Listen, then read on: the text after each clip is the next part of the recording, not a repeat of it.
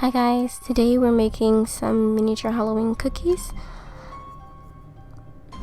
I started out by taking some dough colored clay, and I'm just using a dotting tool to trace out a few shapes of the cookies I'm going to be making, which are going to be pumpkin, ghost, and I'm going to also be making candy corn cookies, and a Jack Skellington cookie, and a Frankenstein cookie.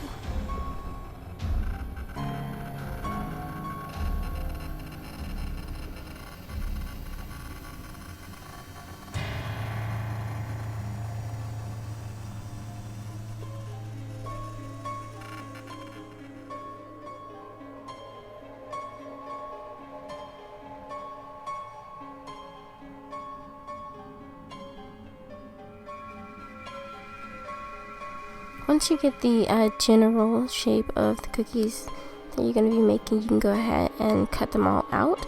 I'm doing rounds for the Jack Skellington face, and I'm going to be doing square for the Frankenstein cookies.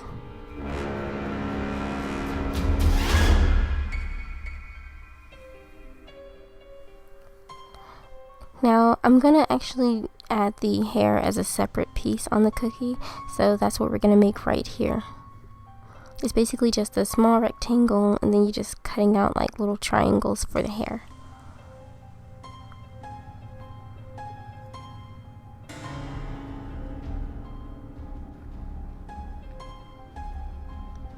Now I've placed all the cookies on a piece of sandpaper, and I'm using a toothbrush to texture all of them. I did this on both sides.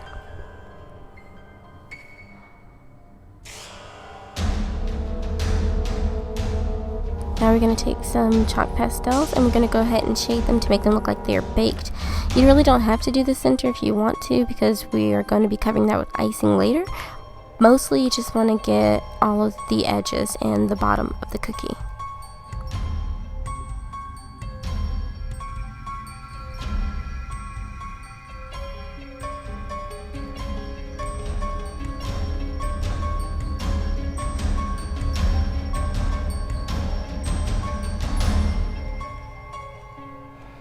And then I went ahead and pre-baked all of the other cookies, and I'm just adding a little bit of Fimo Deco Gel so that I can attach the hair to the Frankenstein cookies.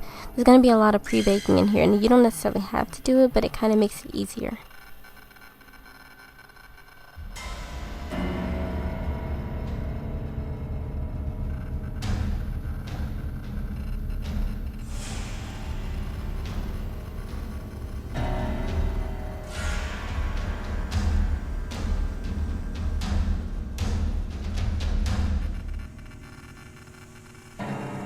Now I pre-baked that once again, and it's time for the icing. I mixed green and black for the hair, I mixed white, I did orange for the pumpkins, and green for the pumpkin root pieces at the top.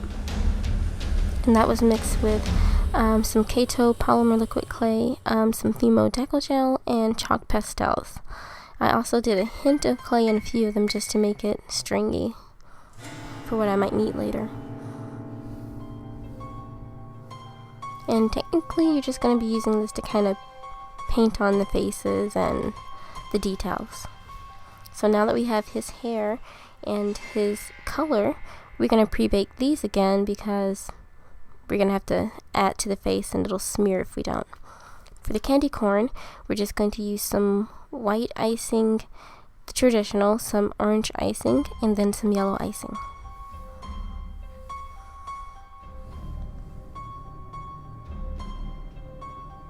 I have to say that candy corn was actually the funnest ones to ice because it was so simple.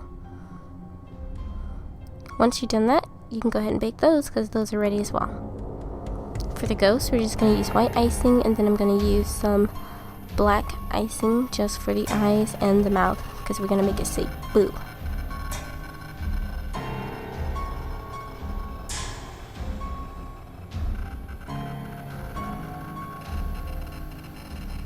For the pumpkins, of course, we are using orange icing, and for the little root top, we're going to use green.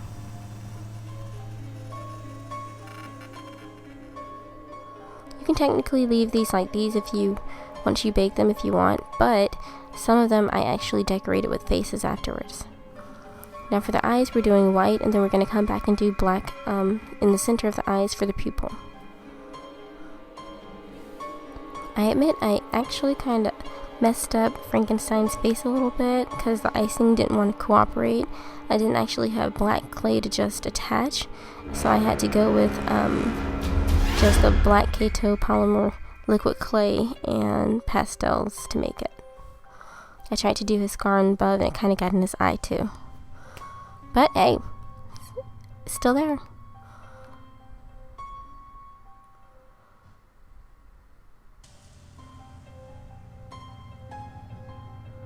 And he's finished.